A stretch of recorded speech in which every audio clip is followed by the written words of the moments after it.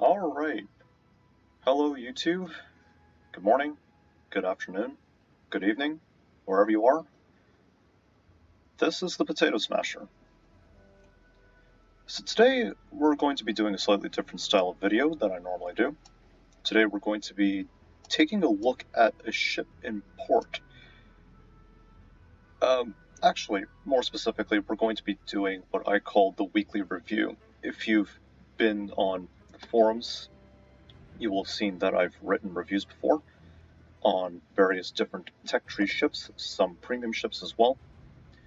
And, well, this is just another review, I guess. The ship today is going to be the Celebes, the new upcoming Tier 5 Dutch cruiser. She's a bit of an odd cruiser, most notably because of this humongous superstructure that you can see right here, which it looks like it was copy-pasted from the Garage Bay. It's so out of place on this ship. And another thing to note, during my playtesting, I've played around like 10 games with her so far.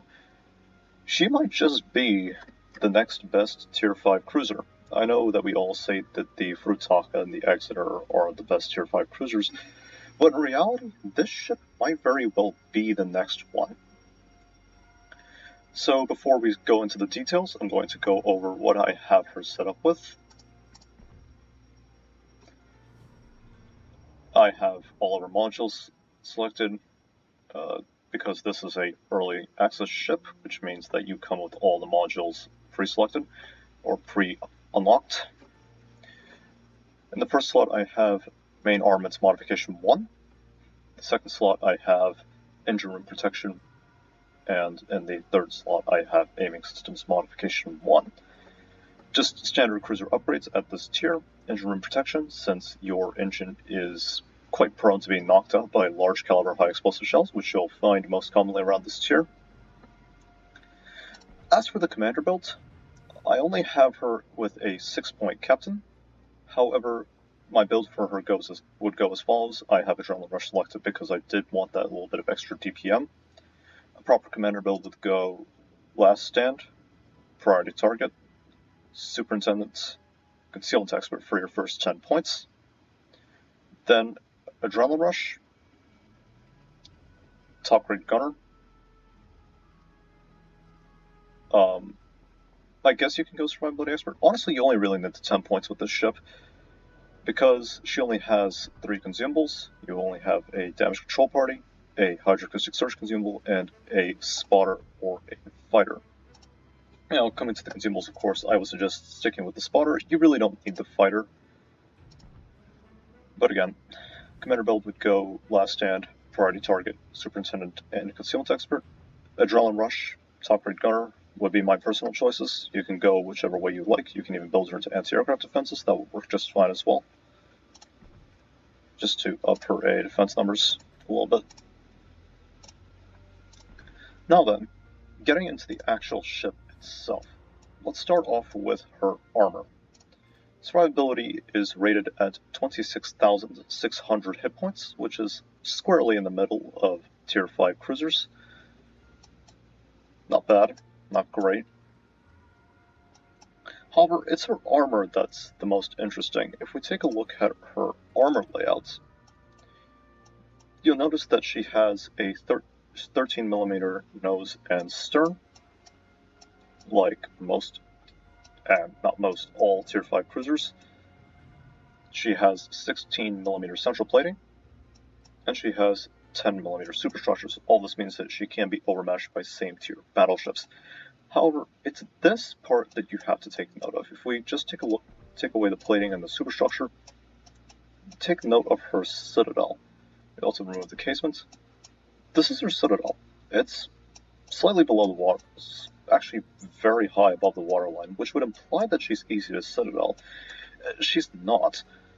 Her Citadel slopes are 50mm thick. She actually has a semi-functional turtleback. I don't want to call this an actual turtleback, because if you take a look at her casement armor, she only has a 75mm plate and then the turtleback sits underneath that. It's 50 millimeters. It's too thin to be considered an actual turtleback.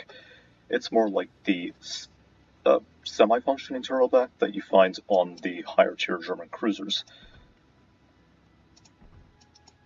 However, this is of particular note because the turtleback, combined with the thinness of the ship, if you just take a look at how thin this ship is, you can see that it's very easy for battleships to overpenetrate her.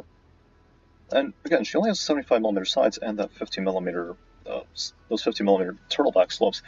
She's actually pretty difficult to Citadel at close to medium ranges. The best you'll get is full penetrations or overpenetrations if you aim too high. However, at longer ranges, battleships can Citadel her quite reliably. Otherwise, honestly, in this department, she's just a B-, if you ask me. The problem is, of course, the fact that, again, it's the 16mm and the 13mm plating. Yes, she has troll armor on her Citadel. She can troll large caliber and medium caliber piercing shells. But the problem is that she's just very vulnerable to high explosive overall. And at tier 5, you still see a lot of ships slinging around high explosive, especially the battleships, because this is the tier filled with newer players, and as a result, you tend to find them slinging around high explosive more often than not. So, a solid B-. Now I'll move on to her artillery. She has 4 twin 150mm guns. These are same caliber as the German Königsberg. However, she does have a 1 second slower reload, as well as having a pretty short firing range for a tier 5 cruiser. Now, 14 kilometers isn't bad at all, but you have cruisers like Königsberg and Mikhail that can extend out to 16 kilometers. I believe Königsberg has 16.5. As a result of this, you're forced to fight a little bit closer, which does make you more vulnerable to eating battleship caliber AP pens. Full pens, or, high explosive for that matter. However, her ammunition is honestly what stands out about her. It's not her reload. Her DPM isn't fantastic, and her turret traverse isn't fantastic either. Again, it's her damage per minute. Again, it's the damage output by the shells, particularly armor piercing. The high explosive is reliable in its own right. It has 2,150 alpha damage with a fairly high 11% fire chance, though that's because I'm running a flag. You can reliably set battleships on fire, and you can do reliable chip damage to them. But it's the armor piercing that really makes the difference here. 3,000 AP alpha, and out to 10 kilometers, you can reliably Citadel most cruisers, and you can full penetrate the sides of battleships. And again, it's the cruisers you're after. I use armor piercing in this ship quite a lot. There are quite a few replays I have where I've scored multiple Citadels on enemy cruisers. And again, the ballistics are very comfy. Out to 10 kilometers, her flight time is around 6 seconds. I'll link the graph down below in the description, or the WoW's FT fitting tool, so you can take a look for yourself. So, in terms of her armaments, I would give her a solid A in this department. It's mostly down due to the ballistics, the HE and AP alpha being reliable, and the fact that she's fairly comfortable on her gunnery out to 10-11 kilometers. That's one of the big tick marks for me when it comes to a ship. Her gunnery is reliable. However, if I had to give her an A+, she would have to have her reload cut down to 8 seconds, which would give her, I would say, fairly decent damage per minute output. She doesn't have quite the DPM of something like, say, an Omaha or a Königsberg, though her shells are significantly less floaty than those two. Moving on to her anti-aircraft defense, we see that she does have some fairly high DPS, with 22 short-range damage per second and 195 medium-range damage per second. Now, that medium range is important to note because she does have a lot of 40mm Bofors, 8 twin mounts. As you can see here, very neatly arranged on her superstructure. Now, the problem with this, of course, is that this can be fairly easily disabled, versus, like, say, small or medium caliber high explosives. However, overall, it's not a bad anti-aircraft suite at all. In fact, I'd say it's the best of all the Tier 5 cruisers. The only problem is that she does not have any flak to back it up, and it's also fairly short range, just 3.5 kilometers. However, it's just the DPS that does so much damage. If you priority sector at the right time, you can melt. I wouldn't say melt, you can deal a significant amount of damage to most Tier 4 squadrons. Tier 6 squadrons will have no problem attacking you, but they will lose a couple of planes along the way. Now, the fact that you're actually able to deal damage to the planes in a meaningful manner is what really makes the difference for me with this ship.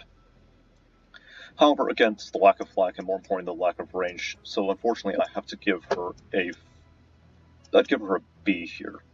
If she had flak, I would give her an A, just for having that little bit of extra range and a little bit of extra punch. Maneuverability. This is one of the sort of soft spots or weak points with the Celebes, and mostly it's just due to that lack of speed. She only has a top speed of 30.6 knots. That's a bit of a problem, where most cruisers at this tier will do an excess of 33 or 34, or they have some sort of better maneuverability than she does.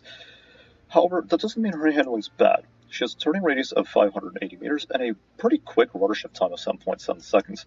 She's not as sprightly as something like, say, Emerald or Exeter, which both have improved Royal Navy acceleration.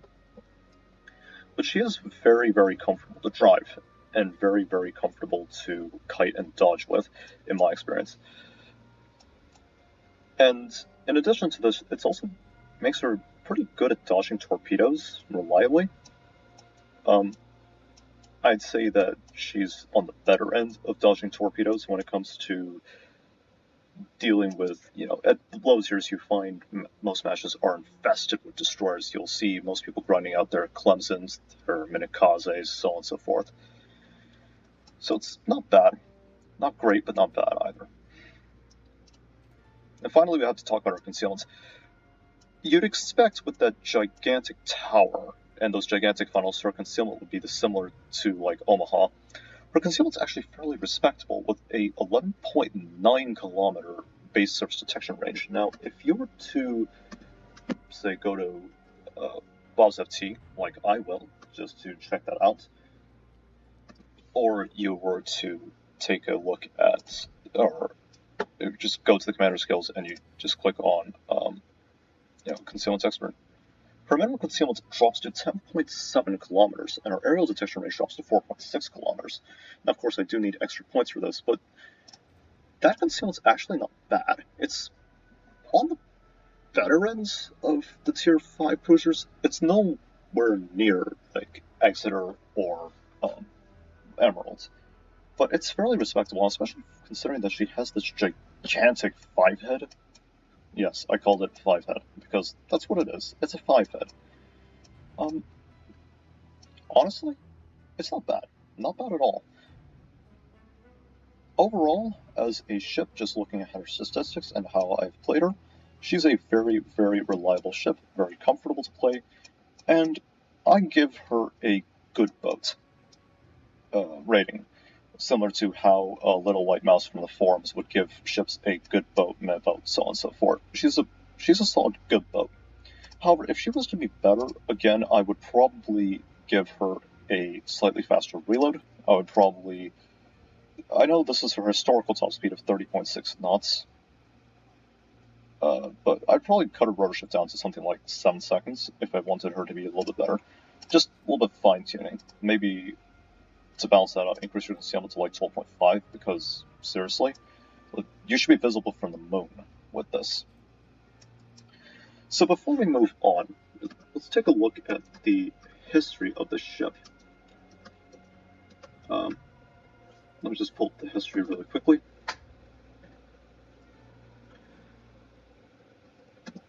Alright, so Celebes is the name of a Java-class cruiser, or rather, sorry, this is... wait, I'm looking at the wrong ships. Oopsie daisy. Winter. I'm not really sure. Does she even have any history. Because it doesn't show much about. Oh, never mind. She does have some history, apparently. It appears to be a development of the Java-class cruisers we see at Tier 3.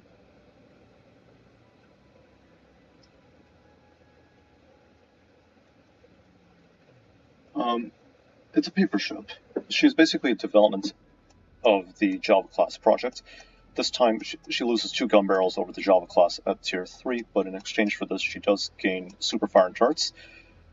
I'm not really sure.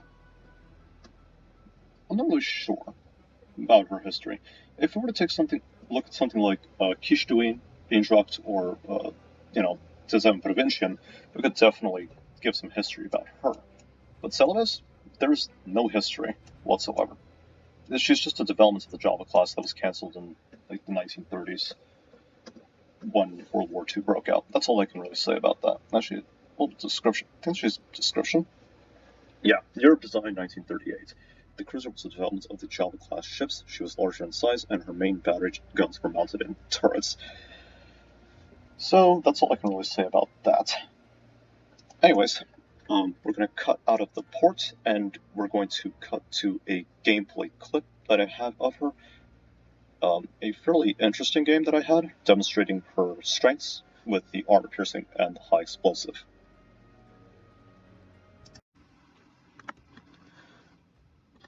So, after searching for quite a while, I managed to finally find the right match.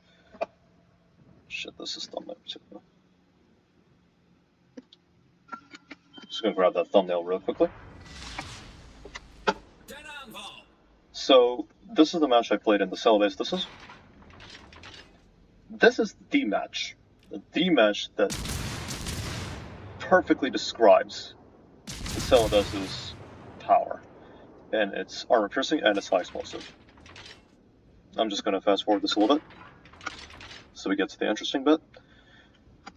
Actually, you know what? Let's talk for a bit. This is the ring map. This is a 4-base domination battle, and we are starting in the southwestern spawn. Taking a look at the team lineups, we have 4 destroyers per team, we have 5 cruisers per team, and we have 3 battleships per team. And I'm one of the 5 cruisers, so my job is to support my friendly John Wei. As you can see him right there. I'm just gonna go to settings really quickly, switch this to full alternate interface battle mode. Always have this enabled, it's very helpful. So, I'm looking at this Omaha here, and I notice the enemy Omaha. I start opening fire on him. Now, it's going to be a little bit jittery, as you can see, but that's how it goes. Actually, I'm just gonna aim up. I love the armor piercing here, hoping to get a good salvo off. And this first salvo sort of demonstrates the power of the AP. I hit him with 1 shell, 1 Citadel, and 1 incapacitation for around 4,000 damage. I love another salvo of AP at him. I hit him for 2 Citadels and a ricochet for another 6,000 damage. This is when I turned and noticed the enemy T-22 is pushing in. So I immediately switched target focus to him. Because our John Way's in trouble. The T-22 is a Hydra destroyer. That means he can move up and kill the John Way with relative ease. Of course, we have a Furutaka who has moved into support as well. The T-22 has dumped his torpedoes in the completely wrong way. That's why I take a small chunk, or relatively hefty chunk of damage, around 5,000 damage, from the Revolution in the background. And I keep chipping down the T-22. The Furutaka takes him out. Now, I take a look around the minimap. I see that there's a full broadside Kotowski. I tried taking a shot at him. I'm not sure. Did this one connect? I need to make... This did connect, but it was very, very minimal damage. That's when the enemy Nicholas pops up. Still got AP loaded. So I fire my armor piercing at him, do a not insignificant amount of damage. And this is the fun part. Yep. Detonation. And this is when the Emerald pops up, the Kotovsky starts circling back around, the enemy Omaha shows up, and I'm like, oh, all those juicy broadsides. Immediately loading the armor piercing. First shot on the Omaha results in 5 Citadels, 15,000 damage. My second salvo, I believe, finishes him off with another 3 Citadels. That's already 52,000 damage on the board. So now I load the armor piercing again for the Kotovsky. That's 1 Citadel, 6,000 damage because I did hit him with quite a few full pens. Now he's angling away, so my damage is going to be as reliable. Or would it? Another 6,000 damage with 2 Citadels.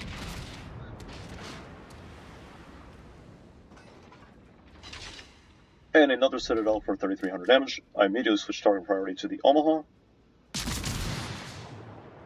Now, I do think did I mislead this one? Yeah, I probably misled this one. Because I get 7 out of 8, but I only score 2 full penetrations and 5 over penetrations. That's one thing you have to keep in mind with the ship. Again, the ballistics are very good out to 11 kilometers or so. In the meantime, the enemy Koenig has ran the T-22, the Julius Caesar has destroyed the Emerald, and the Minakaze has gunned down the Nicholas. And as I'm going around the island, the Cavour takes out the Omaha, and the Emile Breton takes around the Koenig.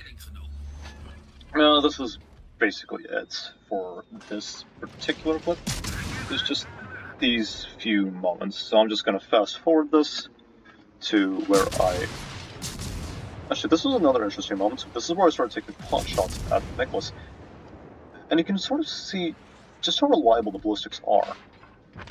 Because I keep shooting at the Nicholas, I'm actually getting really close to hitting him, even with a fairly poor lead. And that, again, it highlights the strength of this ship, the good ballistics overall. Fast forwarding a little bit. I'm going to keep fast forwarding it until we get to the encounter with the October Revolution over there. Just keep peppering that Revolution with armor piercing, or high explosive. And again, you can sort of see the troll armor in action. She does take quite a few hits to take down the Celebes.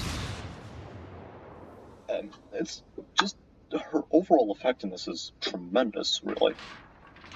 It's just between the combination of her troll armor, the reliable armor piercing, and high explosive. Now, of course, versus an October Revolution, that high explosive is not too reliable, but you sort of get the picture. Nicholas pops up again.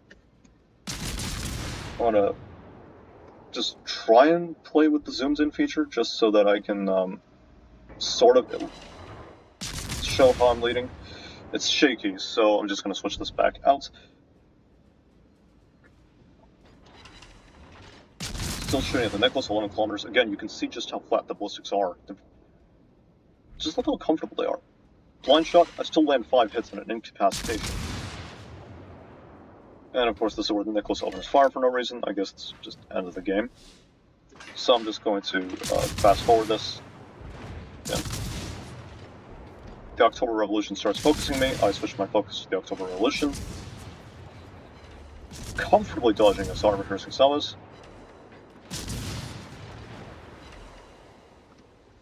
Now he's the last one left along the team. I switch to the armor piercing so I can get some nice, comfortable chip damage in. And then at 8 kilometers, the Revolution finally nails me with a very heavy salvo, 7,000 damage. I keep peppering him with the armor piercing dealing a fairly reliable amount of damage at this range.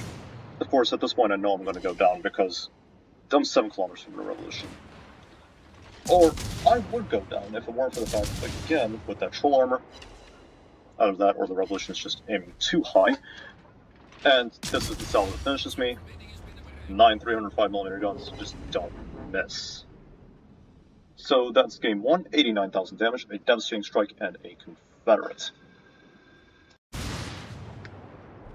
Alright, so this is the second game. this game sort of highlights more of the high explosive performance rather than the armor-piercing performance. I did get a couple Citadels in this one, but it wasn't really worth showcasing, if you ask me. This is just a regular, standard, just good old Joe, a high explosive spamming cruiser game. So right off the bat, we see a New Mexico and a Texas. Once again, I'm going to have to switch to the alternative interface mode here, because wargaming bugs are totally fine. I keep forgetting to do this.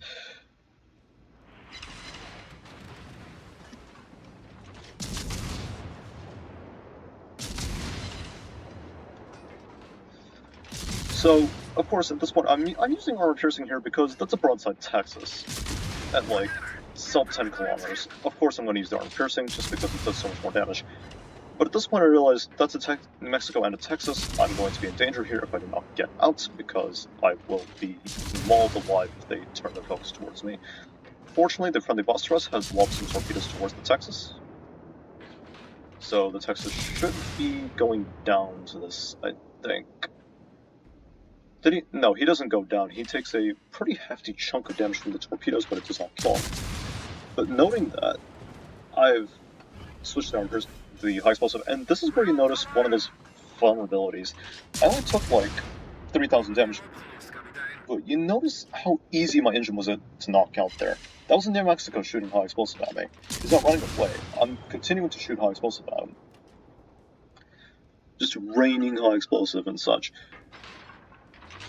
And versus a super slow target, you barely need to lead with Celebes. Again, because fast shells and just because, it's a really slow target. That's New Mexico, that's like 20 knots. Not too much of an issue to hit, especially something as fast as that. Of course, I'm sticking with the high explosive here. If I was in a, if he was broadside, I would definitely switch to armor piercing. In fact, I do switch to armor piercing here. Do I switch to armor piercing here? No, I stick with the high explosive in this situation, because now he's under fire from, like, the rest of my team. He's got a Hawkins and a Monstrous charging straight at him. So I'm like, at this point, nah, it's not really worth pursuing this guy. I want to keep firing at him just to see if I can set a permafire, because he has damage controls. But this is the point where I think the Hawkins does damage some fire. Just keeping my target on the pepper.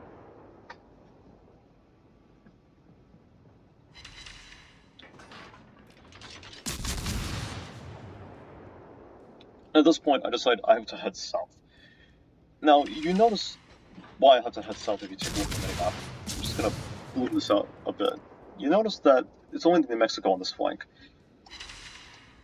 We have a Vostros, a Pensacola, an Eagle, a Haruna, an Arizona, and a Königsberg down to the south. And all of my battleships and cruise, like the Hawkins and the Vostros, are in real danger, but the New York, the New Mexico, the Cook and the Geta are vulnerable to being flanked. So I decide I need to go support my Kavor and the Bugioni and the Gata, who are trying to deal with this. Actually, what is the Kavor doing? Let me just check. He's behind the island. So I decided to go help him out. So I continue to fire up in New Mexico, hoping to set a permafire. Just zoom down the minimap to what I normally use. And I'm going to fast forward the replay here a bit to where we get to our next encounter. And again, you can sort of see another one of the problems with the ship.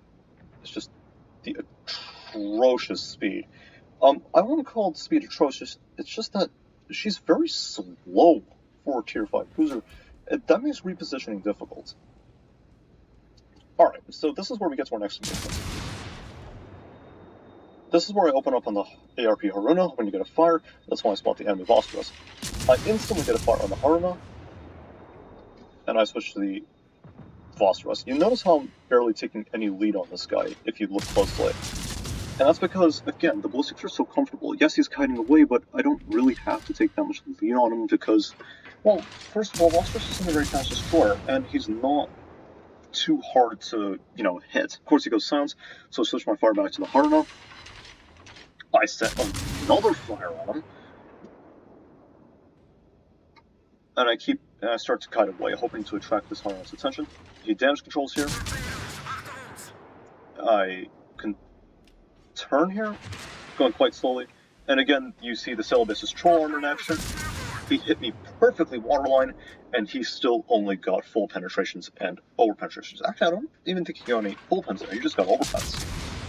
Again, that's the troll armor in action. It barely takes damage from battleships. It's very much like the Smolensk in that regard. So now I see a full broadside Königsberg. I'm switching to the armor piercing here. He starts turning away.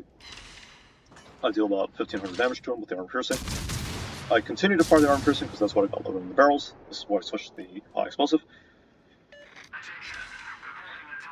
Now it appears that the Vosteros has left the sea cap, so now I'm free to push in and continue farming this Harna as I please. And of course, we do have to keep in mind there is an Arizona down to the south that is a pretty dangerous target because he does have 12 356mm guns. The Congo doesn't seem too good of a player, so it's not too much of a problem. But this is, of course, something we do have to keep in mind, that Arizona can very much pot shot us across the map. Yes, the Congo overpenned us, but that was at like 10-12 kilometers. In Arizona, at 18 kilometers roughly, we'll have no problem Citadel this if we're not careful. So now we continue setting fires on Harna. I believe this is a permanent fire. Oh no, he damage controlled this one, so I'm going to keep up the fire. Now, Japanese battleships are a good target for this ship, because if they insta-Damicon, you have another salvo of shells in the air ready to set another fire by the time their damage control expires, because Japanese battleship damage control parties only last 10 seconds, not 15 seconds like most battleships. So there's one permanent fire. Okay. Continue to shell it, got 1400 damage. At this point the Harna is a bit saturated, so it's a little bit less easy to damage. Permanent fires of course have stacked, I'm up to 50,000 damage here.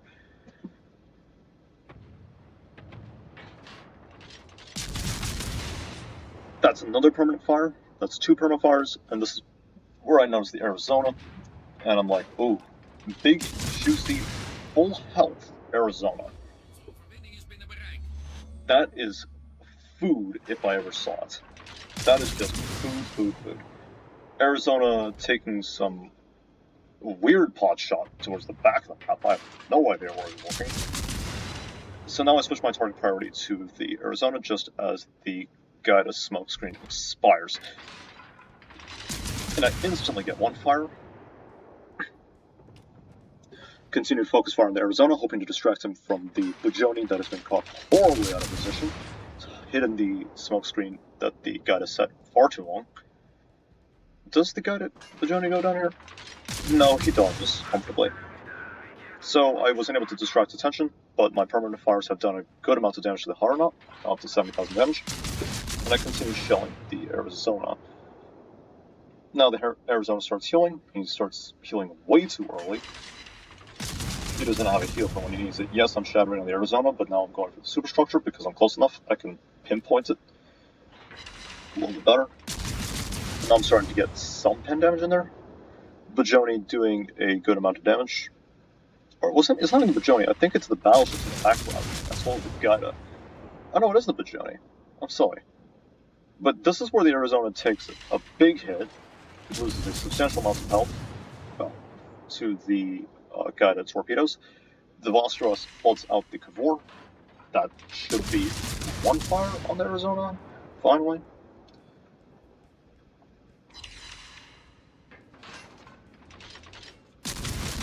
I keep continuing to shell the Arizona.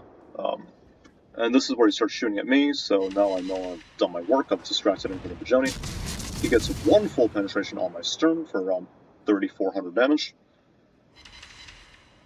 I continue to shell him. He's got his damage control active. There's no point, though. At this point for this Arizona, he's going to go down. Gaida takes out the Vosteros, then tried sneaking into the A-cap.